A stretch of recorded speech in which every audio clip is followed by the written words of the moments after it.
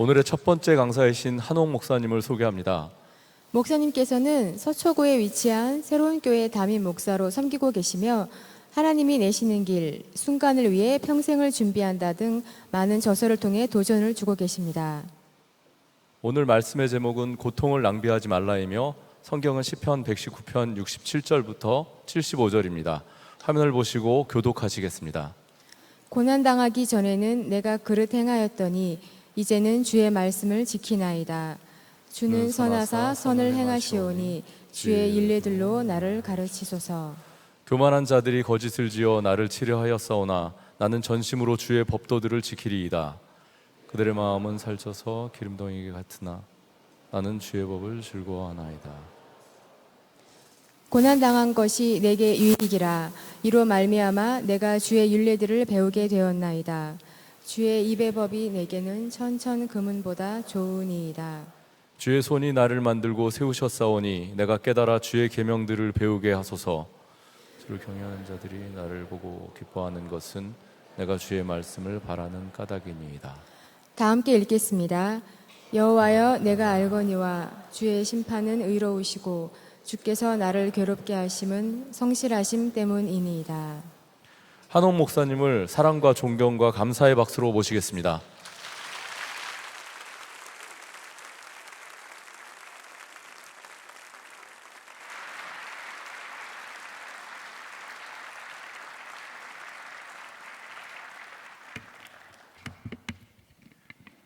할렐루야. 만나게 돼서 반갑습니다. 우리 BBB를 제가 처음 만난 게 99년도 1월 달에 한국에 들어왔는데 2000년도인가 그때 아마 사랑의 교회로 기억하는데 우리 BBB 전국대회에서 제가 왔던 기억이 납니다. 그땐 저도 아직 30대 초반에 아주 풋풋한 젊은 목사였는데 이제는 5학년을 훌쩍 넘어서 다시 한번 BBB 초청을 받게 돼서 큰 기쁨으로 생각합니다.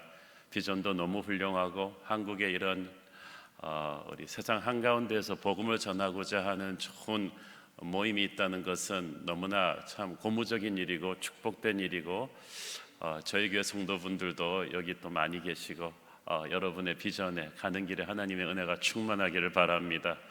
오늘 3.1절 축복된 날인데 이렇게 공휴일날 늦잠도 자고 좀 피곤한 직장 생활에서 자기를 충전해야 되는데 집에 안 있으시고 이렇게 하품을 하고 막 졸면서도 여기 나와 계시는 여러분 모두에게 하나님의 은혜가 충만하기를 원합니다. 저는 자존감이 높기 때문에 설교 중에 여러분이 졸거나 자거나 그래도 전혀 상처받지 않습니다. 코만 골지 않는다면 저는 아무 갈등이 없습니다. 여기 나와 있는 것만 해도 하나님이 굉장히 기특하다고 하실 것입니다. 그리고 제가 강사로서 인기를 유지하는 비결은 항상 주최 측에서 준 시간보다 빨리 끝냅니다. 그래서 언제나 다시 초청받는 제 비결이죠. 우리 함께 기도하시고 하나님 말씀 보겠습니다. 사랑하는 아버지, 은혜를 감사합니다. 귀한 하나님의 사람들이 여기에 있습니다. 정말 살기가 쉽지 않은 한치 앞을 볼 수 없는 폭풍 같은 시대에 살면서 하나님의 복음을 세상 가운데서 전하는 이 시대 다니엘이 되기 위하여, 느헤미야가 되기 위하여 몸부림치는 우리 사랑하는 BBB 형제자매들을 축복하여 주시고 오늘 부족한 종을 통해서 하나님의 크신 위로의 말씀을 주시옵소서. 예수님의 이름으로 기도했습니다. 아멘. 원래 이 BBB에 오면은 이렇게 비전지향적인 어떻게 하면 세상 속에 들어가서 담대하게 복음을 전할까 그 중심의 리더십의 메시지를 다들 기대를 하시고 또 제가 오면 항상 리더십 강의를 해달라고들 많이들 하시는데 오늘 여러분 요청을 받고 기도하는 중에 오늘은 좀 독특한 주제를 하겠습니다. 고통을 낭비하지 말라. 1980년대까지만 해도 스웨덴과 덴마크 같은 북유럽 국가들이 조선업계 세계 최강자였습니다. 그런데 이 업계의 주도권이 80년대 후반부터 빠른 속도로 이제 한국과 일본을 비롯한 아시아의 국가들로 넘어왔죠.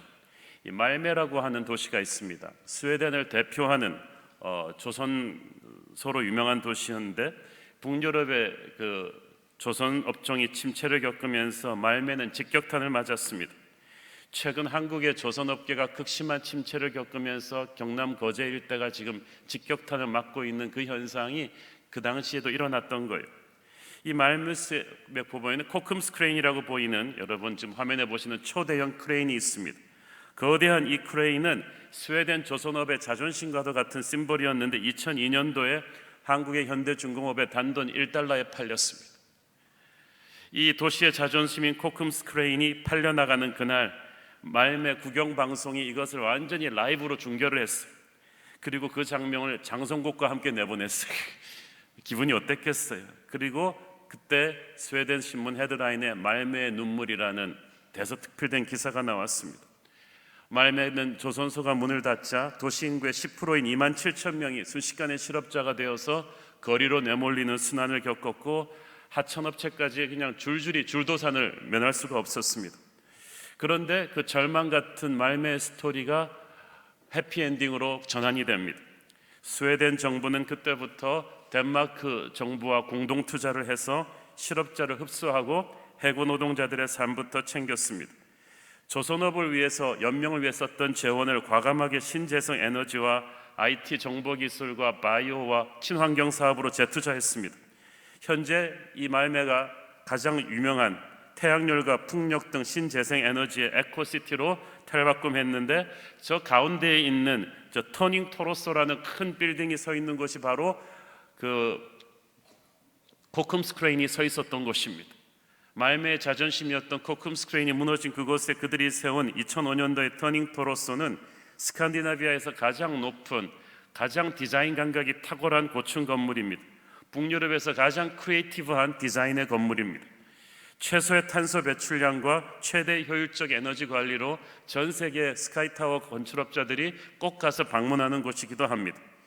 지금 말매는 말매의 눈물이 아니라 말매의 기쁨으로 알려져 있는데, 유럽을 대표하는 친환경 도시 에코시티 말매를 사람들은 이제 The City of Tomorrow, 내일의 도시라고 부릅니다.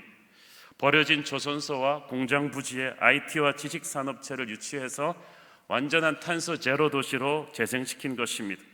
태양열, 풍력, 지열 등 신재생 에너지를 100% 자급자족하는 이 미래형 친환경 도시로 거듭나면서 수많은 세계의 관광객이 몰려오는 그런 도시로 탈바꿈했습니다.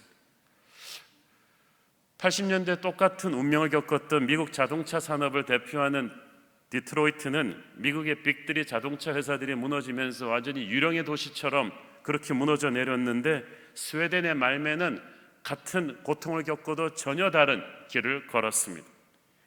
자신들의 생명줄 같은 조선소 산업이 무너졌지만 맥없이 주저앉지 않았어요. 자존심을 버리고 조선소를 다시 살리는 것이 아닌 전혀 새로운 길을 모색했고, 이전보다 더 눈부시게 부활했습니다. 한마디로 말해서 그 말매라는 도시는 오늘의 설교 제목처럼 고통을 낭비하지 않은 것입니다. 누구나 고통은 겪습니다. 개인이든 교회든 국가든 회사든 다 고통을 겪지 않고 가는 나라는 없는데, 그 고통에서 쓰러지는 사람이 있고 간신히 살아남기만 하는 사람이 있는가 하면, 그 고통 속에서 살아남는 정도가 아니라 고통에서 새로운 힘과 지혜를 배워서 더 눈부시게 부활하는 사람이 있습니다. 오늘의 본문은 바로 그 눈부시게 부활하고자 하는 꿈을 꾸는 사람들을 위한 것입니다. 오늘 메시지의 핵심 구절은 71절입니다. 오늘 아웃라인 제일 위에 써 있죠. 같이 한번 읽어볼까요? 고난당한 것이 내게 유익이라, 이로 말미암아 내가 주의 율례들을 배우게 되었나이다. 고통은 내용물은 좋은데 아주 포장이 나쁜 선물과도 같습니다. 포장이 추하지만 그 포장을 하나씩 벗기고 나가면 그 안에 하나님의 아름다운 보석을 우리는 발견하게 될 것입니다. 이로 인하여 내가 주의 율례들을 배우게 되었나이다. 내가 진짜 주의 말씀이 뭔지를 이제는 알겠다는 거예요. 옛날에는 그냥 일반적으로 지식적으로 습득하던 로고스의 말씀이 내 가슴 속으로 확확 살아 들어오는 레마의 말씀으로 각인되는 그 경험은 고통 속에서 말씀을 만났기 때문입니다. 모든 고통에는 하나님이 주시고자 하는 레슨이 있습니다. 고통에 의미가 없는 것은 아무것도 없어요. 그러므로 고통을 빨리 지나가는 것보다 하나님의 레슨을 배워야 돼요. 안 그러면 그냥 생고생하신 거예요. 고통 때문에 받은 충격으로 여러분이 슬픔과 절망에 빠져 있기만 한다면 그것은 고통을 낭비하는 것입니다. 고통에서 아무것도 배우지 못하고 그냥 고통이 끝났다, 생고생한 거죠. 고통을 당할 때 남을 원망하고 자신을 원망한다, 그 또한 고통을 낭비해버리는 것입니다. 그렇게 낭비해버리기에는 여러분이 치른 대가가 너무 컸어요. 아픔이 너무 쓰라렸어요. 고통을 낭비하지 않는 길, 고통을 통해서만 치유할 수 있는 놀라운 영적인 축복을 오늘 저는 여러분과 함께 몇 가지 나누고자 합니다. 첫째, 고통의 때는 영원하지 않습니다. 반드시 통과합니다. 저희 교회가 작년에 특별 새벽기도 40일 주제가 하나님이 내시는 길이었어요. 우리는 하나님이 내시는 길을 가기를 원합니다. 인간의 길은 다 막혔기 때문에 하나님이 길을 내주셔야 되는데, 이 하나님이 내시는 길이 이렇게 편한 탄탄대로가 아니에요. 하나님이 내시는 길도 오르막이 있고 내리막이 있어요. 하나님이 내시는 길도 좁은 길이 많아요. 그런데 지나고 보면 오히려 그 힘들었던 좁은 길, 때로는 터널을 통과하기도 하시는데, 그런 것을 나오면서 우리는 그 하나님의 길이 놀라운 축복이었음을 깨닫게 됩니다. 고통의 시간도 하나님이 내시는 길의 일부분이에요. 그러므로 그 일부분은 지나가는 것이지 머무르는 것이 아닙니다. 시편 23편 4절, 우리 유명한 말씀이 있죠. 내가 같이 읽어볼까요? 사망의 음침한 골짜기라도 다닐지라도 해를 두려워하지 않을 것은 주께서 나와 함께 하심이라. 자, 여기서 사망의 음침한 골짜기로 다닌다 그럴 때 한국말 성경으로 보면 다닌다는 말이 막 돌아다닌다, 헤매고 다닌다 뭐 이런 의미 같은데, 영어 성경을 보면은 의미가 정확하게 나옵니다. I walk through the valley of the shadow of death. I walk through, 그 말은 지나간다는 거예요. 확실하게 목표를 가지고 지나간다는 거예요. 여러분은 고통의 골짜기를 어쩔 줄을 모르고 의미 없이 헤매고 다니는 것이 아니라 지나가는 것임을 믿으십시오. 우리는 그 안에서 미로처럼 계속 갇혀 있는 것도 아니고 영원히 머물러 있는 것도 아닙니다. 우리는 그 고통의 골짜기를 반드시 통과합니다. 언제까지 울고 있지 않습니다. 하나님이 우리와 함께하는 한 그 길은 통과하는 길이지 머물러 빠져드는 길이 아닙니다. 우린 이걸 믿어야 돼요. 그런데 마귀는 이 고통이 영원히 계속될 것이라면서 절망을 우리에게 불어넣습니다. 우리는 결코 마귀에게 속아서는 안 됩니다. 호랑이에게 물려가도 정신만 차리면 산다고 했는데, 고통의 골짜기를 지날지라도, 사망의 음침한 골짜기를 지날지라도 우리 주님의 손을 붙잡고 정신 차리고 있으면 우리는 반드시 살아날 것입니다. 그리고 반드시 푸른 초장으로 나오게 될 것입니다. 이 아프고 힘든 시간이 결코 영원히 계속되지 않을 것입니다. 오늘의 메시지는 지금 이 고통의 골짜기를 통과하고 있는 그 어떤 분을 위한 것입니다. 예수의 능력으로, 예수의 은혜로 여러분은 반드시 살아서 통과할 것입니다. 아무리 힘들고 어려워도 포기하지 마십시오. 이 고통의 시간을 주님의 손을 붙잡고 통과해 본 사람은 뭐가 다릅니다. 한 끗 다릅니다. 영성이 한 끗 달라요. 그렇죠? 똑같은 것 같은데 수많은 축구 선수들이 있는데 메시나 호날두가 뛰는 걸 보면 한 끗 다르잖아요. 영적인 사람도 그래요. 한 끗 다른 사람은 고통의 골짜기를 주님의 손을 잡고 통과해 본 사람이에요. 그 사람은 영적인 교만도 없고 이렇게 영적으로 허세 부리고 폼 잡는 것도 없어요. 겸손하고 진중하고 평안함이 있고 담대함이 있습니다. 항상 남을 잘 배려하고 친절하고 잘 될 때 오만해지지 않고 못 될 때 처참해지지 않는 그런 사람을 본다면 그는 고통을 낭비하지 않은 사람이었어요. 배신도 겪어보고 실패와 좌절과 왕따도 겪어보고 오해도 당해보았지만 주님의 손을 잡고 은혜로 통과해본 그 사람은 예수님 닮은 인격으로 만들어져 갑니다.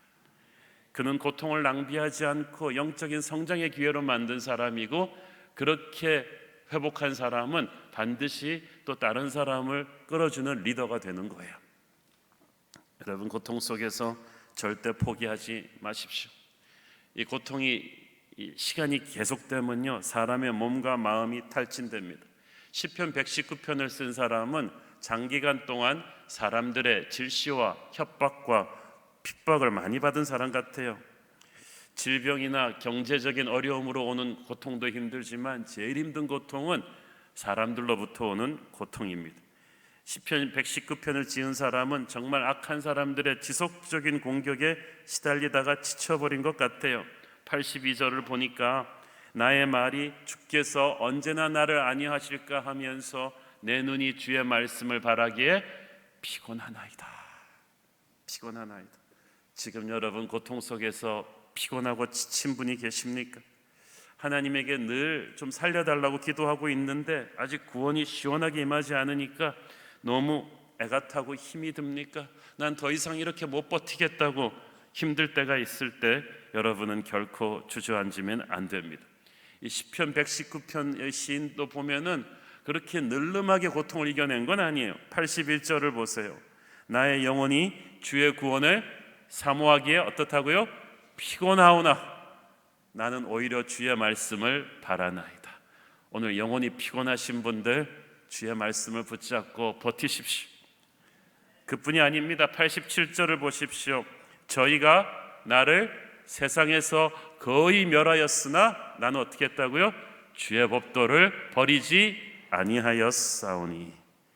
악인들이 퍼붓는 공격으로 거의 죽을 것 같은 고비를 넘겼지만 그는 오뚜기처럼 다시 일어나고 있습니다. 하나님께서 그를 붙들고 계시기 때문이죠. 여러분 보기에 늘름하게 잘하고 있는 사람들도 그렇게 늘름하게 압도적으로 잘한 거 아니에요. 그냥 죽을 것 같은 고비에서 하나님의 은혜로 탁 살아나고 하는 거예요. 사도 바울도 보세요. 그 많은 걸 이루었지만 매일매일이 아슬아슬했어요. 언제 죽을지 모르는, 언제 건강이 끝날지 모르는 아슬아슬한 텐션 속에서 그들은 포기하지 않았습니다. 성경이 강조하는 영적 리더십의 자질은 굳게 버티는 것입니다. 저는 뭐든지 10년 이상 한 사람들 굉장히 존경합니다.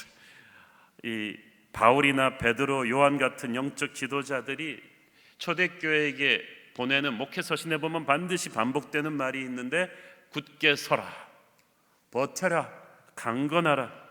특히 고린도 교회처럼 유명한 교회, 재주 있고 성령의 은사 받은 사람들 많은 교회한테 그 말을 더 자주 했어요.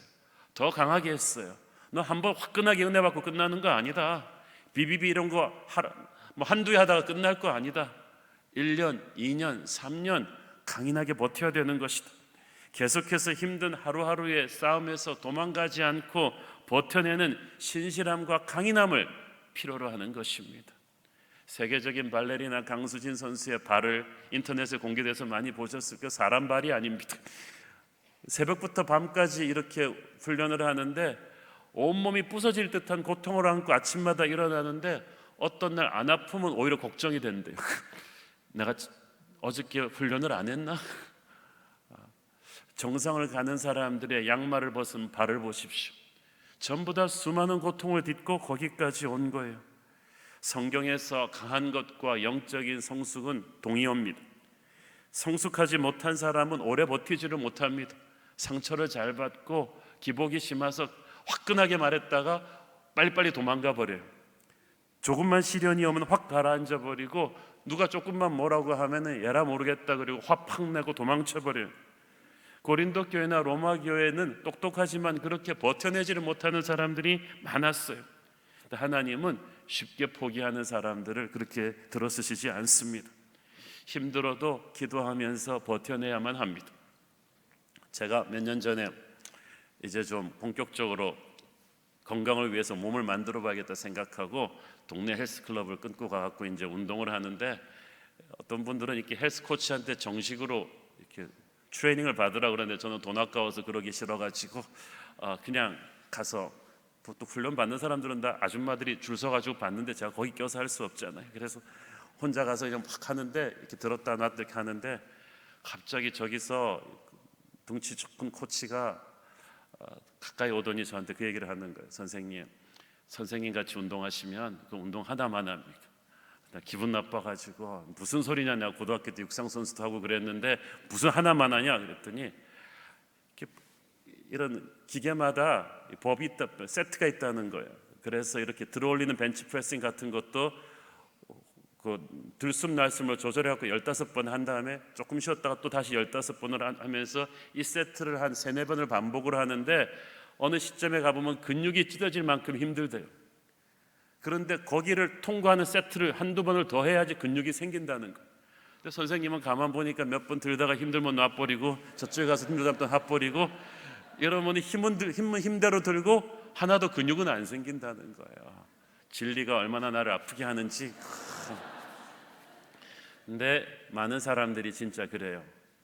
의미가 없는 고난은 없는데 하나님이 근육을 좀 만들려고 할 때쯤은 탁 놓고 도망가 버리고 탁 놓고 도망가 버리면은 뭐가 만들어지겠어요? 고통에서 도망가면 안 됩니다.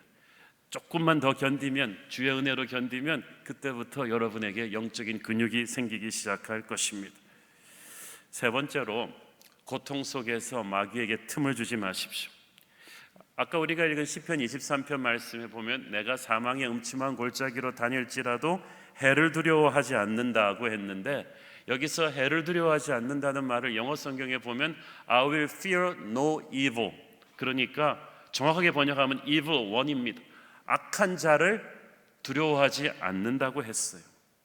그 말은 무슨 말이냐면 우리가 고통을 당할 때 고통 자체도 힘들어 죽겠는데 그 틈을 노리고 마귀가 공격한다는 거예요.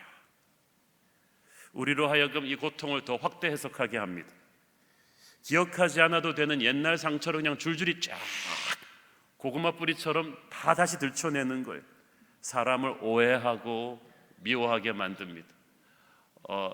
BBB 하다가 같은 BBB 멤버들끼리 뭐 이하다 좀 화가 나서 언쟁을 높이면 옛날에 자기 교회에서 싸웠던 다른 사람들 얘기까지 그냥 쫙 생각이 나면서 그래, 하나님의 일은 이렇게 오래 하면 안 돼. 반드시 이런 사람들이 있어. 분노에 불을 지르고 죽고 싶다는 생각이 들게 하고 내가 생각하지도 못했던 내 안에 이런 분노가 있었나 할 정도로 갑자기 사납고 폭력적인 말이 내 입에서 툭 튀어나오고 때려쳐 하면서 상상할 수도 없는 과격하고 우매한 결정들을 하고 납니다. 그리고 집에 와서 숨 좀 가라앉고 나면 내가 뭘 한 거야? 내가 이런 사람이었어? 내가 헐크야? 내가 왜 그런 짓을 했지? 왜 그랬지? 이 모든 것을 고통 속에서 마귀에게 틈을 주었기 때문에 일어난 일입니다. 하나님은 우리 속에서 최악의 상황에서 최선을 이끌어내시는데 마귀는 우리한테서 항상 최악을 이끌어내는데 선수예요. 그런 분노고 화내고 짜증내고 하는 그 모습은 여러분의 정상적인 모습이 아니에요. 이건 성령 충만한 하나님의 자녀의 모습이 아니라고 스스로에게 선포하십시오. 정신 차리고 나사렛 예수의 이름을 부르십시오. 예수님의 임재를 다시 한번 초대하세요. 그 보혈의 권세를 다시 한번 주장하십시오. 이것은 내 고통을 더 큰 재앙으로 몰고 가려는 마귀의 장난질이다. 정신을 차리고 목자이신 하나님에게 다시 시선을 고정시키십시오. 하나님께서 고통을 틈타서 여러분의 상처에 불을 지르는 악한 자를 쫓아내 주실 것입니다. 지금 여러분 인생의 고통의 골짜기를 지나면서 괜히 주변 여러분을 도우려는 사람들한테 짜증내고 화내고 이러는 분들이 있다면 용기를 내세요. 지금 가진 거 다 잃어버리고 믿었던 사람에게 배신당하면 진짜 죽고 싶죠. 지금 시편 기자를 힘들게 하는 사람들은 멀리 있는 사람들이 아니라 내 바로 옆에 있는 사람들이었어요. 친구들이었어요. 여러분이 북한의 김정은 때문에 밤에 잠 못 이루고 그러지는 않습니다. 바로 내 옆에 김집사란 말이에요. 바로 내 형제예요. 내 친구였다는 말이죠. 왜 성경이 내 이웃을 사랑하라 그러고 네 원수를 사랑하라 그랬는지 아세요? 그놈이라요. 이웃이 원수예요. 이런 때는 정말 죽고 싶죠. 인간을 믿기가 싫죠. 그래도 다시 시작해야죠. 마귀에게 틈을 주지 마십시오. 마귀는 모든 게 끝났다고 말하지만 아직 끝나지 않았습니다. 눈을 들어 하늘을 보십시오. 하늘길이 아직 열려 있습니다.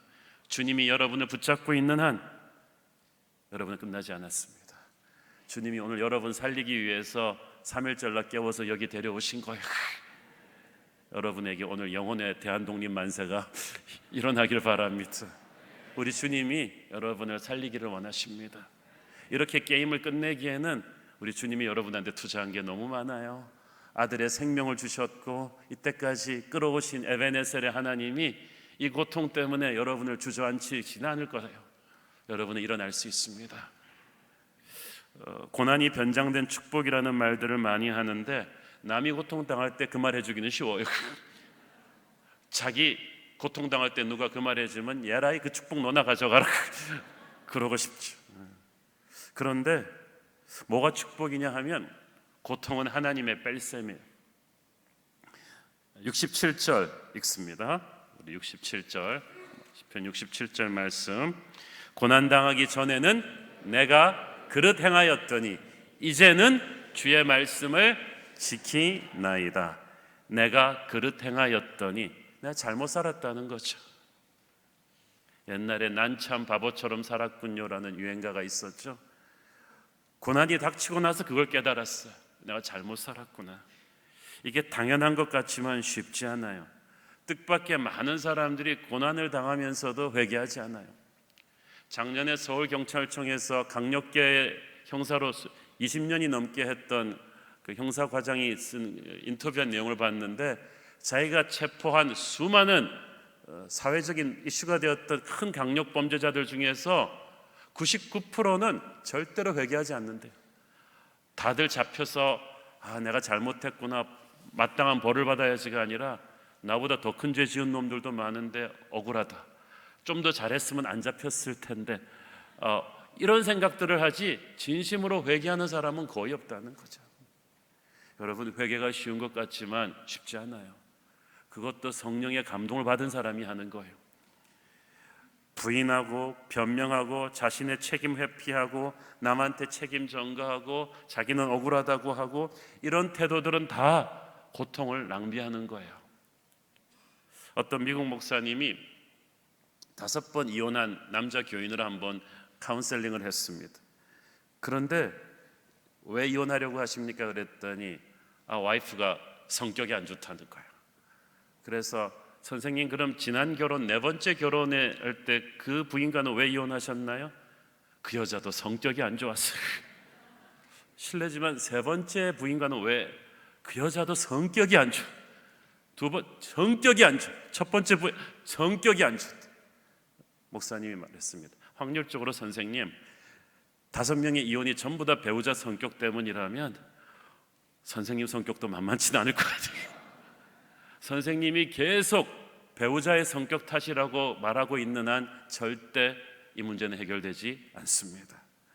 여러분 한 번의 고통에서 우리가 하나님의 교훈을 배우지 못하면 반드시 그 고통이 또 옵니다.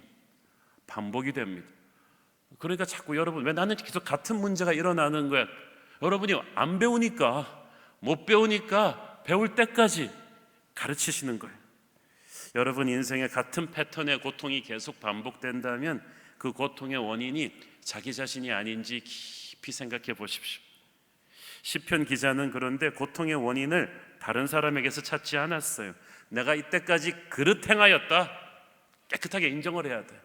이때부터 소망이 시작됩니다. 여러분이 핑계하고 도망가는 한은 절대 회복은 오지 않아요. 내가 그릇 행하였지만 이제는 주의 말씀을 지키나이다. 탕자가 돈 있을 때는 흥청망청하면서 자기가 잘못한 거 몰랐어요. 이 돈을 다 하나님이 뺏고 나니까 그때서야 되지치면서 아버지의 집을 생각했어요. 그리고 이 고통의 원인 제공을 자기 자신이 했음을 깨달았어요. 그러니까 밑바닥까지 떨어지고 나서 소망이 시작된 거죠. 그래서 망할 때는 확실히 망해야지 애매하게 망하면요 이 깨달음이 오지를 않아요. 회개가 오지를 않아요. 어떤 대가를 치르고라도 하나님께 돌아와야겠다는 그 생각이 딱 들어야 돼요. 여러분이 고난당할 때 내가 그릇 행하였다고 인정하기를 바랍니다. 남한테 책임 전가하지 마시고 이제는 주의 말씀을 지키나이다. 그 말은 무슨 말입니까? 하나님이 내가 잘 나갈 때는 결코 가르칠 수가 없었던, 가르쳐줘도 내가 너무 바빠서 교만해서 듣지 않았던 어떤 메시지를 내게 지금 가르쳐주고 계시다는 거예요. 여러분 똑같은 성경 말씀인데 시편인데 여러분 고난당할 때 읽어보세요. 그냥 말 하나하나가 다 내 얘기예요. 그냥 쏙쏙 살아 들어와요. 우리가 잘 나갈 때 받을 수 있는 메시지가 있는 반면에 고난 속에서만 받을 수 있는 하나님의 특별 과외가 있어요. 특별 수업이에요. 정신 바짝 차려야 돼요. 수십 년간 담배를 끊지 못하던 분이 폐암에 걸리고 나서야 이 담배 딱 끊는 걸 저는 본 적이 있습니다. 우리의 자존심의 깊이하고 우리 고난의 강도하고 정비례해요. 고난이 세다, 우리가 그만큼 센 거예요. 충격이 와야지 우리가 돌아오거든요. 우리 안에 결코 이 정도의 고난이 아니면 변하지 않을 못된 부분이 있어요. 욱하는 성격일 수도 있고, 남의 말 함부로 하는 입술일 수도 있고, 자기밖에 모르는 이기적 교만일 수도 있습니다. 이 모든 영혼의 독소들을 하나님이 고통을 통해서 다 드러내시는 거예요. 히브리서 12장 11절 13절, 고난당하는 모든 자의 바이블 말씀이죠. 시작. 무릇 징계가 당시에는 즐거워 보이지 않고 슬퍼 보이나 후에 그로 말미암아 연단한 자에게는 의의 평강한 열매를 맺나니, 그러므로 피곤한 손과 연약한 무릎을 일으켜 세우고 너희 발을 위하여 곧은 길을 만들어 저는 다리로 하여금 어그러지지 않고 고침을 받게 하라. 아멘. 여러분, 이 과정을 잘 견디십시오. 잘 배우면서 견디십시오. 하나님이 빼시는 거는 나쁜 것만 빼세요. 그래서 지금 여러분 안에서 이 나쁜 것이 떨어져 나가고 있는 소리예요. 나쁜 것이지만 여러분의 일부분으로 너무 오래 있었기 때문에 떨어져 나갈 때 고통스러운데 괜찮아요.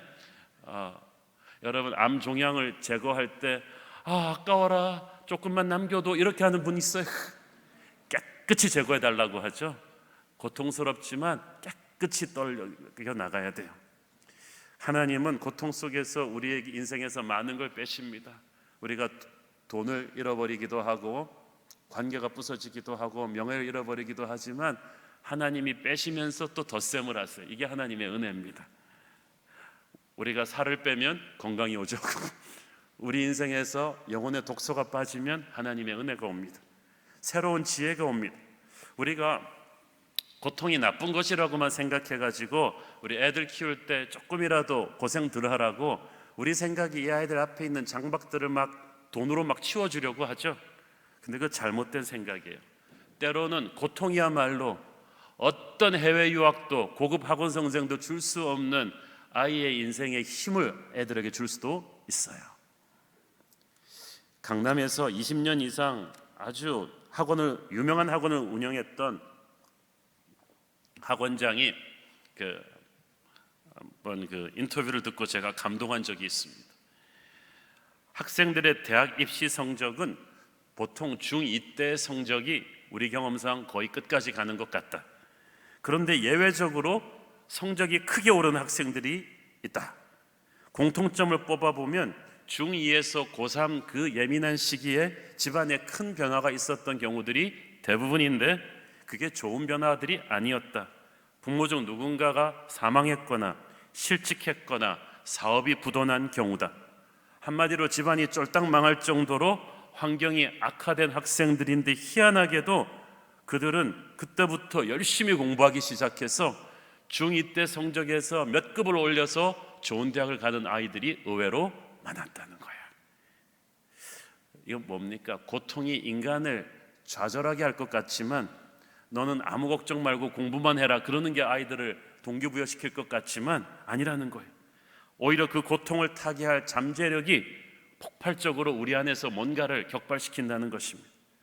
하나님께서 고통을 통해서 우리 인생을 비참하게 만드는 게 아니라 오히려 새로운 차원으로 점프하게 하는 발판으로도 쓰십니다. 우리에게 하나님의 길을 갈 수 있는 거룩한 덧셈을 하십니다. 잘못된 길을 가면서도 그 길이 적당히 잘 되고 있으면 방향을 안 돌릴 텐데 그 길에서 빨리 쫄딱 망해야 하나님의 길로 빨리 돌아올 거 아니겠어요? 많은 사람들이 고통 때문에 포기하지 않고 견디는 것은 좋은데 이전에 해오던 방식을 하나도 바꾸지 않고 버텨요. 옛날 방식 그대로 더 조급하고 더 고집스럽게 일합니다. 그러면 이것은 고통에서 아무것도 배우지 못하는 고통을 낭비하는 일입니다. 고통은 하나님께서 우리에게 이전 방식으로 계속 살아서는 안 된다는 것을, 새로운 방향 전환을, 새로운 지혜를 배우라는 하나님의 큐 사인이기도 합니다.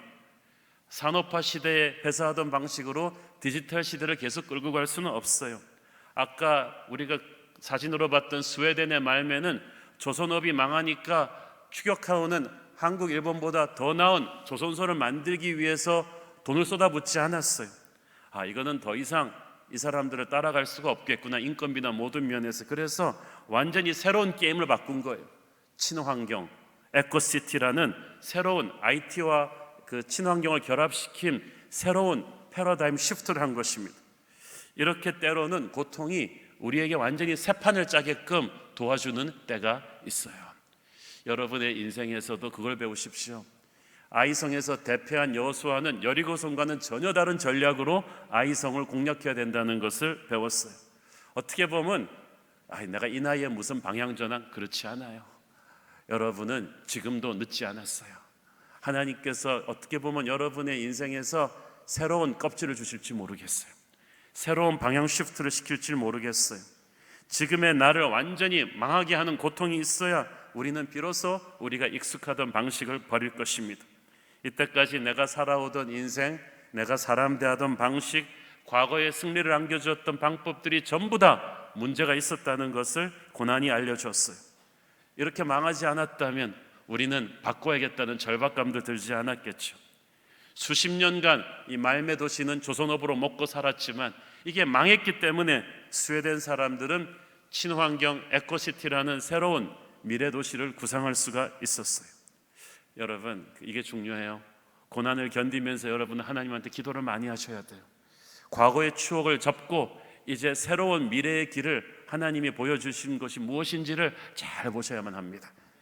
66절, 내가 주의 계명을 믿었사오니 좋은 명철과 지식을 내게 가르치소서.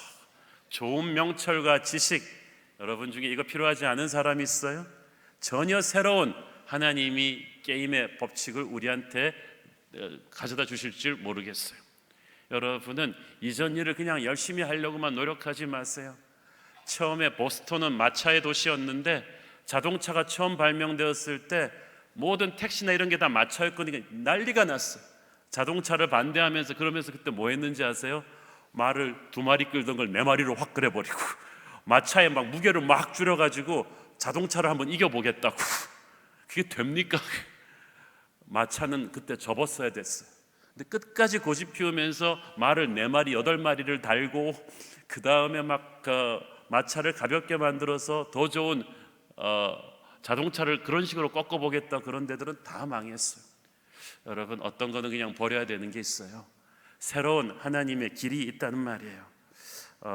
하나님은 우리에게 고통을 주실 때 현재의 고통을 극복할 수 있는 새로운 지혜도 주시지만 장차 닥쳐올 더 큰 재앙을 막는 예방주사가 되게도 하십니다. 이 감기 백신 주사가 그렇지 않습니까? 소량의 감기를 미리 걸리게 해가지고 진짜 큰 감기로부터 면역을 길러주는 거예요. 옛날에 그 코미디언 이주일 씨가 80년대 유명했죠. 돈을 많이 벌었어요. 근데 그게 너무 문제였어요. 큰 술집들을 많이 차렸는데 이 아들이, 아버지가 돈 많이 버니까 큰 술집 차려가지고 좋은 차도 사주고, 애가 음주운전으로 자꾸 걸리는 거예요. 그러다가 음주운전으로 교통사고 나서 죽었어요. 그러면서 이때 이주일 씨가 인터뷰하면서 뭐라 그랬다면은, 자기 술집 앞에는 항상 명절 때면 교통경찰들이 와서 딱지 끊는데, 음주운전. 그 많던 교통경찰들이 왜 우리 아들은 술집에서 나갈 때 안 잡았냐는 거예요. 잡아서 딱지를 끊었더라면 사고가 안 났을 텐데, 그러면 살았을 건데. 여러분 인생에서 자그마한 죄를 지었을 때 빨리 망해야 돼요. 빨리 잡혀야 돼요. 그래야 죽지를 않아요. 사망하지가 않아요. 그래서 이 고통이라는 것은 더 큰 재앙을 막는 예방주사예요. 여러분이 한번 오지게 망했을 때 한번 가만히 되새겨 보시면 하나님이 그 전에 몇 번 경고 시그널을 줬을 거예요.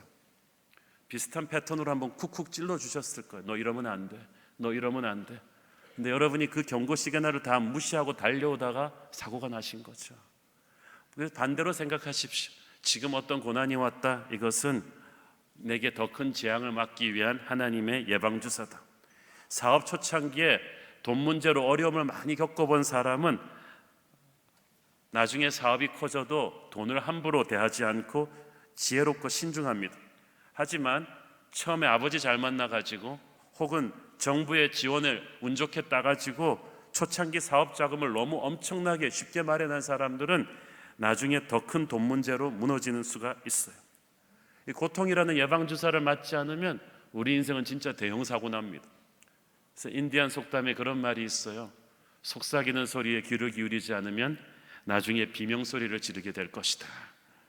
고통의 때에 정신을 바짝 차리고 다가올 더 큰 재앙으로부터 돌아서길 바랍니다. 하나님께서 여러분을 지켜주시기 위해서 지금 고치고 준비하라는 거예요. 고통은 인간에 대해서 절망하는 시간이며 하나님을 더 깊이 알게 되는 시간입니다. 69절을 보세요. 교만한 자들이 거짓을 지어 나를 치려 하였나이다. 여러분, 사람들이 거짓을 지어서 말도 안 되는 악성 루머를 퍼뜨려서 여러분을 공격하고 SNS 글을 당할 때, 칠 때 여러분 그 기분이 어떠십니까? 저는 예수 믿는 연예인 형제 자매들을 몇 번 상담해 본 적이 있는데요. 진짜 여러분 댓글, SNS 댓글 함부로 달지 마세요. 사람이 죽더라고요, 그것 때문에. 내가 그래서 그 형제 자매들한테 그랬어요. SNS 하지 마세요. 인터넷 댓글 보지 마세요. 너무나 거짓들이 많으니까. 그런데 이 시인 근처에 이 악인들이 오랜 세월 거짓을 지어가지고 이 시인을 공격했다는 거예요. 하나님을 원망하기 좋은 가장 그때에, 근데 시인이 전혀 뜻밖의 반응을 보입니다. 75절에 보니까 여호와여 내가 알거니와 주의 심판은 의로우시고 주께서 나를 괴롭게 하심은 성실하심 때문이니이다. 야, 그 와중에서 나 억울한데 하나님 왜 이러십니까? 한 게 아니라 주의 성실하심을 느꼈다. 얼핏 이해가 잘 안 되죠? 이것은 이 시편 기자가 고난 속에서 지극히 깊은 신앙의 세계로 올라간 것입니다. 인생이 형통할 때 하나님의 사랑을 믿는 건 쉬워요. 그렇지만 억울한 고난을 당하면서 하나님 사랑 믿는 거 정말 성숙한 믿음이에요. 데이빗 시몬즈라는 유명한 상담 전문가 목사님이 계셨습니다. 그 아들이 3살쯤 되었을 때인데 이 아들이 태어날 때부터 발이 비뚤어지게 태어났습니다. 그래서 정상적으로 걷기 어렵다는 충격적인 말을 들었어요. 그런데 의사가 한 가지 방법이 있다고 아빠에게 말해 주었습니다. 매일 아침 저녁으로 아빠가 이 아이 발목을 잡고 30분씩 이 병으로 이 발을 스트레이트로 이렇게 밀어주라는 거예요. 그런데 이것이 굉장히 고통스럽기 때문에 아이가 비명을 지를 텐데도 아빠가 해야 된다는 거예요. Only you are strong enough. 아빠만이 강하니까 그렇게 할 수 있다는 거예요. 실제 해보니까 이게 정말 못할 일이었어요. 고통을 참다 못한 그 어린애가 울면서 아빠 하지마, 아빠 하지마 그러다가 아빠 싫어, 아빠 미워, 아빠 다시는 안 볼 거야 이 말을 계속하는데 눈물을 머금고 아빠는 아침 저녁으로 이 어린애한테 인간의 근육의 티슈와 무릎에 이 옹골을 어릴 때 이렇게 펴줘야 된다는 걸 의학적으로 설명을 못하니까 그냥 아빠를 믿어 하면서 계속 이렇게 눈물을 머금고 아이의 비명소리를 들으며 문지러 줄 수밖에 없었습니다. 10수년이 지나서 그 아이는 완전히 회복된 건강한 두 발로 자기 고등학교 대표 테니스 선수가 되어서 코트를 나비처럼 훨훨 날아다니고 있었습니다. 그 모습을 지켜보면서 아빠는 엄마에게 웃으면서 말합니다. It was worth it. 우리가 그럴 만한 가치가 있었지. 그 고통을 겪으면서 아이를 그렇게 할 가치가 있었지. 아이는 이제서야 아빠한테 고맙다고 합니다. 자기가 어렸을 때 그렇게 발을 펴주지 않았더라면 자기는 이런 훌륭한 발을 가질 수가 없었을 거라는 거죠. 우리 지금 영적인 레벨로 왜 이런 고난이 내게 오는지 나는 이해할 수가 없습니다. 그렇지만 하나님을 믿고 이걸 받아들여야 합니다. 하나님은 실수가 없으십니다. 나의 하나님 어찌하여 나를 버리셨나이까라는 아들 예수 그리스도의 십자가의 절규도 하나님은 그냥 들으셨습니다. 그리고 예수님이 그냥 돌아가시게 했습니다. 인류의 구원을 이루셔야 했기 때문입니다. 고통 속에서 부르짖는 여러분의 신음소리도 하늘아버지가 들으시고 계십니다. 그리고 그냥 겪게 하고 계신다면 그것은 우리가 모르는 아주 엄청난 하나님의 역사가 우리의 고난을 통해서 이루어질 것이기 때문입니다. 이 고난 속에 숨겨진 하나님의 뜻을 깨닫게 해주는 것이 하나님의 말씀이죠. 그래서 시편 기자는 고난 속에서 진짜 꿀송이 같은 성경 공부를 합니다. 72절에 보면 주의 입의 법이 내게는 천천 금은보다 좋으니이다. 옛날엔 돈밖에 모르던 사람이 이제는 말씀을 사랑하게 되었어요. 하나님의 말씀은 여러분이 하루에 한두 번 보라고 이렇게 표구에 액자에 해두는 것이 아니라 하나님의 말씀은 살아있는 그분의 입술의 언어가 내 안으로 들어오는 거예요. 예수님은 말씀이 생육신 되신 분이에요. 여러분이 말씀을 사랑하면 예수님이 여러분 안에서 살아 역사하세요. 예수님이 여러분 안에서 살아 역사하면 마귀가 꼼짝을 못합니다. 그래서 말씀을 멀리서 지식적으로 습득하지 말고 그 말씀이 내 안으로 쑥쑥 들어오게 하는 것이 고난 속에서 하는 바이블 스터디죠. 이 고난을 통과하면서 나는 그 말씀이 내게 위로와 능력을 준다는 것을 체험하고 나옵니다. 여러분, 주변 사람들의 비난과 조소, 참 고통 속에서 우리의 고통에 막 소금을 뿌리죠. 상처에. 우리 인생이 안 그래도 힘든데 옆에서 막 상처를 줘요. 거봐, 꼴 좋다, 내 그럴 줄 알았다, 이제 다시는 못 일어날걸, 아무도 안 도와줄걸. 말이 완전히 독화살이 돼서 내게 닥쳐올 때 여러분이 사람들의 비판 속에 우리가 수용해야 될 것도 있지만 나를 침체시키는 소리, 나를 향한 하나님의 축복을 의심케 하는 소리들은 전부 다 이렇게 귀를 막아야 돼요. 성경은 무릇 어떤 것보다 자기 마음을 지키라고 했어요. 여러분, 고통 속에서 여러분의 마음을 지키십시오. 믿음의 방패를 여러분의 마음을 쫙 둘러싸고 여러분의 마음을 지키세요. 이런 독한 사람들의 비난과 공격 가운데 여러분의 마음을 지킬 수 있는 길은 마음속으로 하나님의 말씀을 쫙 집어넣는 거예요. 일본 말로 아주 이빠이로 집어넣는다는 말이지. 그냥 완전히 팍 찰 정도로. 그래서 그것이 우리를 신실하고 강인하게 버티게 하는 능력입니다. 여러분, 비난과 공격과 욕을 먹을 때요, 너무 두려워하지 마세요. 한국말 잘하는 외국인 한 분이 그런 말을 했어요. 한국말이 굉장히 긍정적이래요. 예를 들어서 욕을 먹는다, 한 꼴 먹었다, 한 방 먹었다. 영어로 보면은 이렇게 긍정적인 표현이 없다는 거예요. 왜냐하면 맞았는데 분명히 우리는 먹었다는 거예요. 한 골을 우리가 잃었는데 영어로는 we lost the goal 그런데 한국말은 한 골 먹었네. 막 욕을 했는데 먹었네.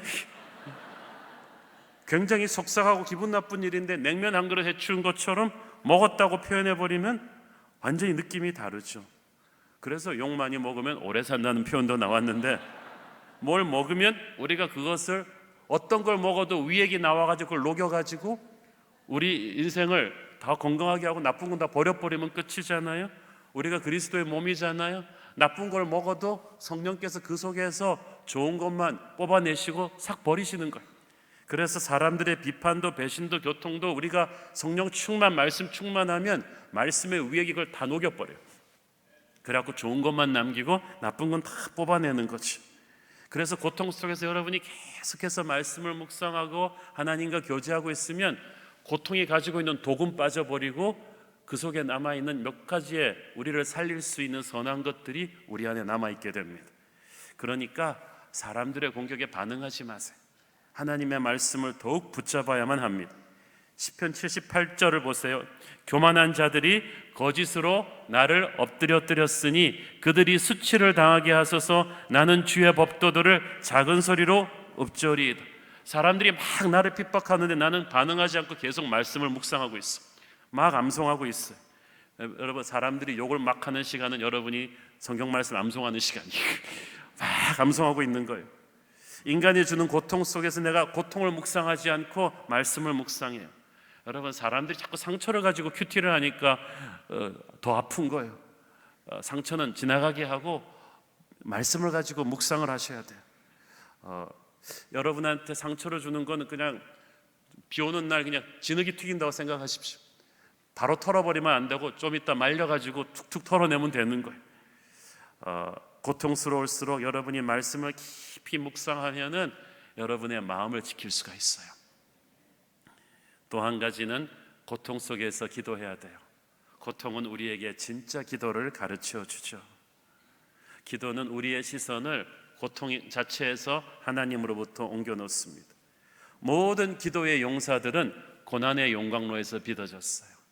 가장 위대한 찬양자 다윗의 찬양은, 시편은 찬양시이면서 또 기도문이에요.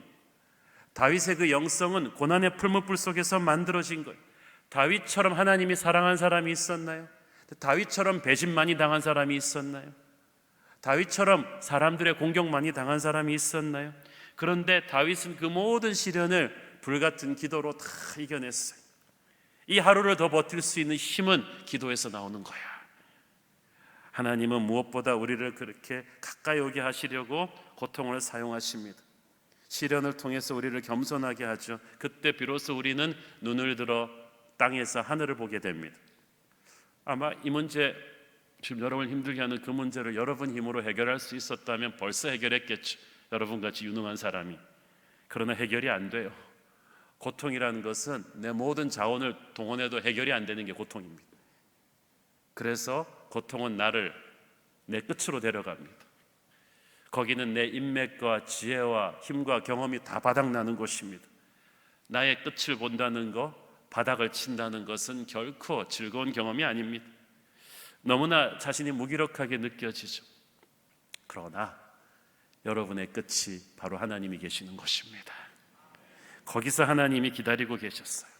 거기서 여러분은 전에 알지 못하던 하나님의 놀라운 지혜와 자원을 보게 됩니다. 하나님이라는 위대한 스승님은 여러분의 마음이 낮아지고 겸손해져서 100% 여러분의 시선을 주님께만 꽂을 때까지 나타나지 않으신 거야. 하나님은 여러분이 막 찌개 끓이고 이런 전화 받고 그러면서 적당히 시청할 수 있는 TV가 아닙니다. 하나님은 여러분의 인생의 모든 불을 끄고 집중해야 되는 그런 분이세요. 그는 여러분의 모든 것을 원하시는 거예요. 하나님한테 기도할 때 다른 모든 채널을 끄고 오셔야 돼요.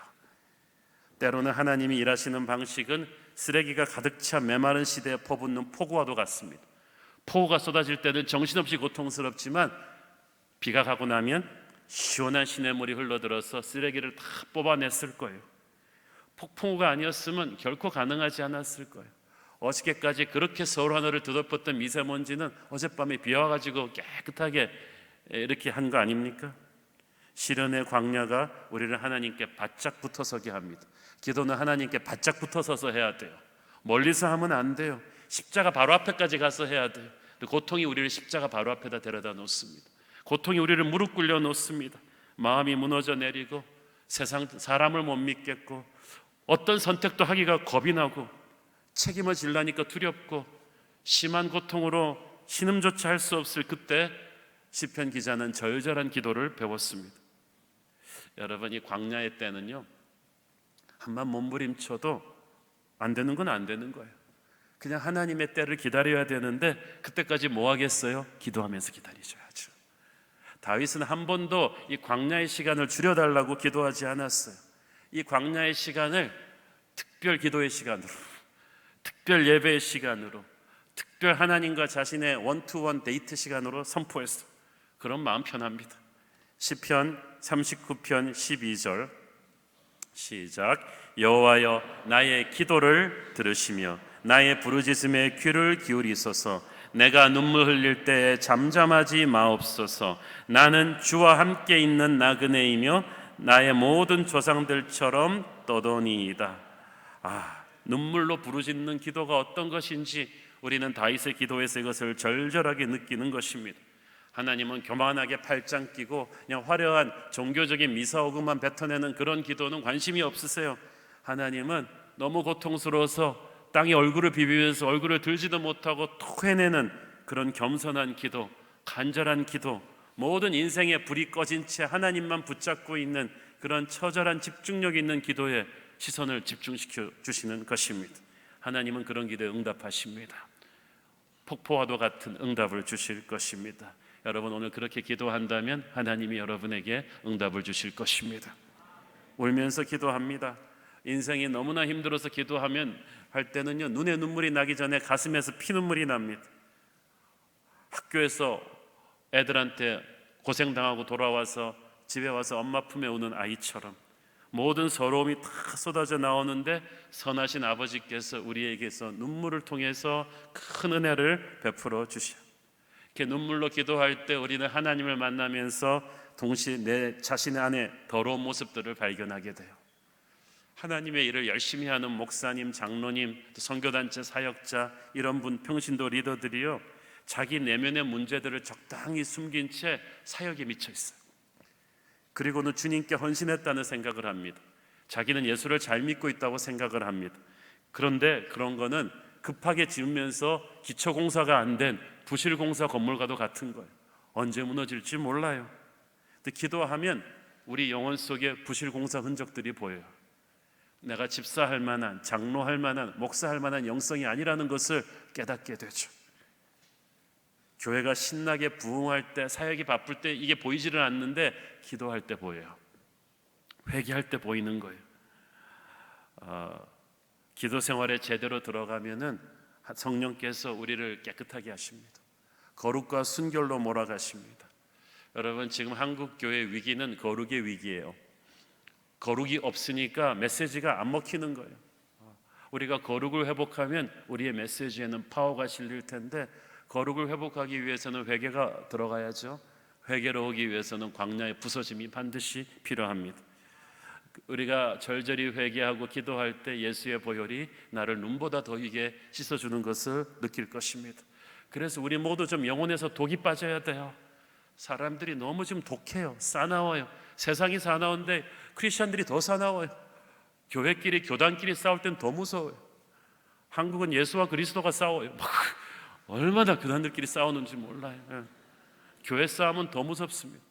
그러면 안 돼요. 우리 안에 있는 고통을 통해서 하나님께서 우리 안에 있는 도끼를 쫙 빼십니다.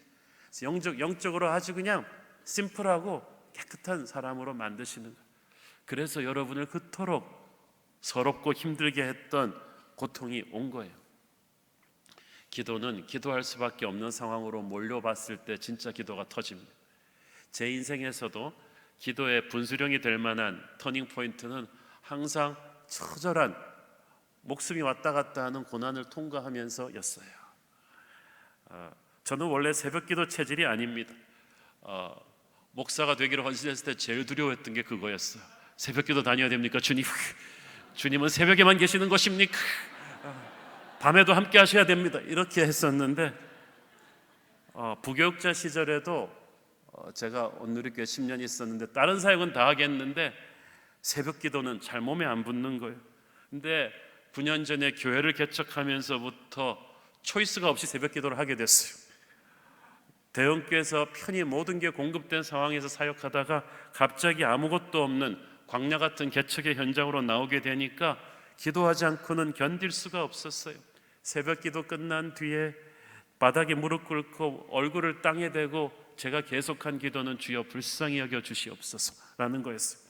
그렇게 하지 않고는 그때 그 외로움과 힘듦을 견딜 수가 없었겠습니다. 하나님께서는 저를 불쌍히 여겨 주셔서 교회가 큰 은혜 가운데 빠르게 성장했어요. 새로운 교회 강남 서초 지역에서의 폭발적인 성장은 한국교회의 주목을 받게 되었습니다.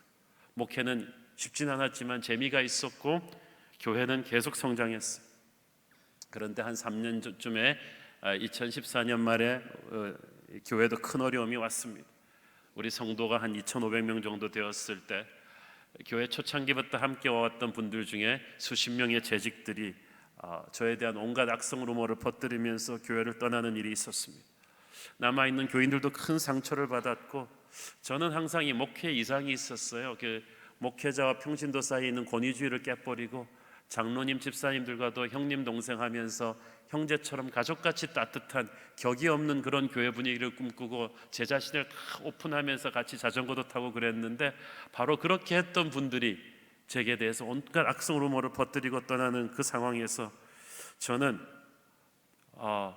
나와 형제처럼 재밌게 지냈던 분들도 나를 이렇게 오해할 수 있구나, 이렇게 쉽게 선동될 수 있구나, 이런 문제는 다른 교회에서나 터질 줄 알았는데 생각하니까 너무 부끄럽고 하나님 앞에 죄송스럽고 당장 목회를 그만두고 도망가고 싶을 정도로 힘들었습니다. 그때 저는 하나님 앞에 살려달라고 울부짖으며 기도했습니다. 어떤 인간적인 대응 방책도 생각나지가 않아서 모든 억울한 인간적인 변명을 저도 할 말이 많았지만 다 중단하고 입술을 지켰습니다. 그저 제 아내와 지인들과 우리 교회 안에 있는 100여 명의 중보기도 팀에게 비상기도만 해달라고 부탁했습니다. 하나님 앞에 절절하게 엎드렸어요. 그 기도의 힘으로 교회는 그 폭풍 같은 시간을 빠져나올 수가 있었는데, 수개월 만에 사태는 수습되었지만 저도 지치고 교회도 지치고 영적인 분위기도 다운돼 있었어요. 이걸 어떻게 하나 하고 고민하던 중에 하나님께서 그해 말에 2015년도 말에 신년 40일 특별 새벽기도라는 아이디어를 주셨는데, 다른 교회들처럼 강사를 초빙하는 게 아니라 그냥 제가 다 했습니다. 40일을 갖다가 부흥회처럼 했어요. 불같이 기도하고, 그리고 인터넷으로 생중계를 하고, 또 교회에서 멀어서 출근길에 힘든 분들은 7군데 스테이션을 강북과 또 서울 외곽에 만들어서 인터넷으로 카페에서 병원 사무실에서 생중계를 하면서 1000명이 넘는 우리 성도들이 40일 특별 새벽 기도를 했는데, 그때 놀라운 기적들이 너무나 많이 일어났습니다. 수많은 사람들이 병이 낫고 가정이 회복이 되고 정신적인 질환이 치유되는 놀라운 사도행전적인 기적의 역사가 엄청나게 많이 일어났어요. 수많은 사람들이 방언이 터졌고, 수십 년 동안 이 피부병을 앓으셔가지고 이렇게 긴 옷도 못 입던 성도분도 어느 날 특별기도하는 시간에 피부가 깨끗이 나셨어요. 그분이 저한테 팔을 비면서 이렇게 하나님의 역사를 자랑할 때는 제가 울었습니다. 하나님은 너무나 놀라우셨어요. 나는 그 문제 해결, 어떻게 하면 고통을 살아남는가를 위해서 새벽 기도를 했는데, 하나님은 고통을 살아남는 것뿐 아니라 기적을 체험하게 하시고 사도행전의 놀라운 부흥을 우리 교회에다 다시 회복시켜 주셔서 그 40일이 끝났을 때 교회는 다시 비상하기 시작했어요. 70명이 나갔는데 6개월 만에 700명이 새로 등록을 하고, 재정적으로도 120% 이상의 성장을 하게 되고, 수많은 청년들과 아이들이 몰려들기 시작하고 세대를 초월한 기도의 열기가 일어나고, 저는 그때 알았습니다. 주님께서 왜 교회를 가르쳐서 내 집은 기도하는 집이라고 하셨는가. 지금도 저는 어떤 교회적인 어려움에 처한 담임 목사님들이 와서 상담을 청하면 반드시 그 얘기를 합니다. 가서 목숨 걸고 기도하셔야 됩니다. 기도 세미나 하지 말고 목사님부터 개인적으로 기도를 하세요. 그래서 이 고통을 통해서 교회가 완전히 기도하는 교회로 탈바꿈되면 그 고통을 낭비하지 않고 그 교회는 다시 살아나게 될 것입니다. 놀라운 역사가 기도하는 교회에 오는 거예요. 저는 정반대 케이스를 알고 있어요. 굉장히 교회가 시험이 들은 아주 전통적이고 유명한 교회인데, 제 아는 선배 목사님이 가셔서 수습을 했습니다. 그 다음 때 담임 목사로 가셨어요. 그래서 그 목사님이 워낙 목회를 잘하니까 간신히 수습이 되어가는 와중에 아주 나이 많은 권사 한 분이 오셔서 그 얘기를 하셨대요. 목사님, 그거 아세요? 저희 교회가 카페가 있잖아요. 교회 카페가. 알죠? 아주 세련되게 잘 만들었던데요. 목사님, 저희 교회가 역사가 70년이 넘는데 사실은 그 카페 있던 자리가 기도실 있던 자리였어요. 그런데 전임 목사님이 오셔가지고 트렌디한 목회, 청년들을 끌어들이는 목회한다고 기도실을 없애고 카페를 만든 다음에 기도실을 다른 데 새로 만들지도 않았다는 거야. 자기가 보기에는 그 교회가 지난 2년 동안의 그런 폭풍 같은 시험을 거쳤던 것은 수십 년 동안 그 어른들이 모여서 기도하던 그 기도실이 없어지면서부터였다고 자기는 생각이 된다는 거야. 여러분 인생에, 여러분의 영혼 속에 기도실이 없어졌다면 그걸 다시 세우셔야 돼요. 여러분 마음속에 기도를 다시 회복하고 사무실에 기도실을 만들고 그 차를 몰고 갈 때도 거기를 기도실로 만드시고, 그러면 여러분 놀라울 정도로 시험이 빨리 떠날 것입니다. 회복이 빨리 올 거예요. 저는 요새 잘 때도 많이 이러고 자요. 기도하는 분. 제 아내가 항상 그 얘기를 합니다. 자면서 그렇게 주님의 이름을 많이 부르는 목사님은 여러분이 자면서도 주님의 꿈을 꾸기를 바랍니다. 아침에 일어나서 가장 먼저 주님의 이름을 부르고 잠들면서도 기도하고 잠들고 호흡이 있는 순간순간마다 기도하는 모드로 거듭나는 것이 고통 속에서 새롭게 탈바꿈하는 길입니다. 마지막으로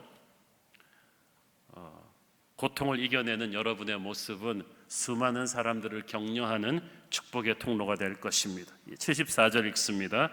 주를 경외하는 자들이 나를 보고 기뻐하는 것은 내가 주의 말씀을 바라는 까닭이니이다. 내가 그 고통을 은혜롭게 통과하는 걸 보고 주를 경외하는 자들이 감동을 받는다는 거예요. 에디슨이 자기 집에서만 쓰려고 전구를 발명했겠습니까? 하나님이 나만 살라고 나를 고통에서 건져주셨겠어요? 내가 고통에서 살아나는 것을 보고 수많은 사람들을 격려하기 위해서 그러는 거예요. 여러분이 고난을 은혜롭게 잘 버텨내시면 수많은 비슷한 고난에 처한 다른 성도들을 살리는 하나님의 메시지가 될 것입니다. 조니 에릭슨 타다라는 분이 있었어요. 키도 크고 아주 날씬하고 예쁜 티네이저였습니다. 승마, 테니스, 등산, 수영, 못하는 운동이 없는 그 학교에서 아주 유명한 여학생이었는데 1967년 여름 언니와 호수에서 수영을 하다가 그만 수심을 잘못 판단하고 얕은 곳에서 너무 강력한 다이빙을 하다가 고등학생 때 17살의 나이에 목뼈가 부러졌습니다. 그녀는 어깨 아래를 평생 움직일 수 없는 사지마비 장애인이 되었습니다. 2년간 재활을 하는 동안에 그녀는 극심한 우울증과 분노, 하나님에 대한 원망, 자살 충동에 시달렸습니다. 그런데 마침내 하나님의 은혜로 그는 시련을 이겨내고 나중에는 입에 붓을 물고 그림을 그리는 화가가 되어서 미국 전역에 이름을 알리는 큰 성공을 거두었어요. 그 그림을 보면은 입으로 그렸다고는 믿을 수 없을 정도의 아주 디테일한 스케치가 살아있어요. 그런데 이 조니 에릭슨이 그 스케치 그림마다 자기 이름을 서명할 때 뭐라고 하냐면 PTL, Praise the Lord, 주님을 찬양하라. 그녀는 자신의 경험을 바탕으로 48권의 책을 썼고 6개의 앨범을 녹음했고 자기의 생애를 간증한 다큐멘터리 영화도 출연했는데 그녀의 책과 그림과 영화와 간증 집회를 통해서 생을 포기하려 하던 수십만의 미국의 사람들이 희망을 얻고 예수님을 영접하게 되었어요. 그녀가 세운 단체 조니와 친구들은 절망을 지나는 수많은 그리스도인들에게도 오늘날 소망의 등대가 되고 있습니다. 제가 20여 년 전에 캘리포니아의 레이크 에로헤드의 한 수영관에 기도하러 갔다가 이분을 만났다는 거 아니겠습니까? 식당으로 가는 복도에서 우연히 휠체어에 탄 그녀와 마주쳤는데 그때 저는 막 사역을 시작한 젊은 사역자로서 너무나 이 사역자들과의 관계나 여러 가지가 너무나 고통스러워서 내가 이 목회자의 길을 계속 가야 되나 하고 고통스러워하면서 기도원에 갔던 때였습니다. 그런데 그때 저를 만난 조니 에릭슨은 환하게 웃어줬어요. 그래서 저도 용기를 내서 다가가서 I know you, 내가 당신을 압니다. 책을 읽고 당신을 만나서 영광이라고 제가 그분에게 악수를 청했더니 그녀는 그 불편한 몸을 비틀면서 환한 미소로 악수해 주면서 하나님의 축복을 빌어주는데요. 한 10분간의 짧은 만남이었지만 정말 touched by an angel, 마치 천사가 나를 만지고 가는 것 같았어요. 이렇게 헤어졌는데도 그 성령의 여운이 지시한 거예요. 예수님이 오셔서 나를 한번 안아줬으면 그런 터치였겠다는 생각이 들었어요. 하나님의 평안과 위로가 그 짧은 순간에 그녀를 통해서 제게 왔어요. 여러분, 때로는 뜻밖의 은혜가 뜻밖의 비극을 통해서 만들어지기도 합니다. 하나님의 손을 잡고 여러분이 그 고난을 뚫고 나온다면 여러분은 수많은 사람들을 살리는 축복의 통로가 될 것입니다. 고린도후서 12장 9절, 나에게 이르시기를 내 은혜가 네게 족하도다. 이는 내 능력이 약한 데서 온전하여 짐이라 하신지라. 그러므로 도리어 크게 기뻐함으로 나의 여러 약한 것들에 대하여 자랑하리니 이는 그리스도의 능력이 내게 머물게 하려 함이라. 아멘. 여러분, 영향력 있는 영적인 사람은 완벽한 사람이 아니라 수많은 고통 속에서 은혜로 살아나온 사람이에요. 저도 그렇습니다. 세계 최고의 명품 바이올린 스트라디바리우스를 아시죠? 대당 40억, 20억 정도에 팔리는 엄청나게 비싼 악기인데 내는 소리가 뭐 탁월하죠. 이 아름다운 소리를 만드는 이 악기의 재료는 히말라야나 알프스의 수목 한계선에서 가장 거센 비바람을 받아내면서 살아남은 나무로 해서 만든 거야. 그러니까 그렇게 만든 악기는 세월이 갈수록 맑고 청명한 강렬한 소리를 내는 거예요. 하나님의 손을 잡고 고통의 비바람을 잘 견뎌낸 사람은 바로 영혼의 명품 스트라디바리우스가 될 것이며, 그리고 자기뿐 아니라 그 소리로 다른 수많은 사람들을 살리는 축복의 통로가 될 줄로 믿습니다. 고통을 낭비하지 않는다면 저와 여러분도 그렇게 될 줄로 믿습니다. 끝나는 시간 15분을 앞두고 기도하겠습니다. 하나님 은혜 감사합니다. 주님, 이 바쁜 공휴일에 이 자리에 나온 우리 수많은 BBB 형제자매들을 축복합니다. 지금 이 시간 이 시편 기자와 같은 견딜 수 없는 고통의 순간을 지니고 있는 이 자리에 있는 그 한 분을 위해서 기도합니다. 살려주시옵소서. 포기하지 않게 하여 주시옵소서. 절망하지 않게 하여 주옵소서. 불쌍히 여겨 주시옵소서. 세상이, 사람들이, 마귀가 너무 짓밟아버린 그 영혼을 우리 주님이 살려주시옵소서. 부활하게 하여 주옵소서.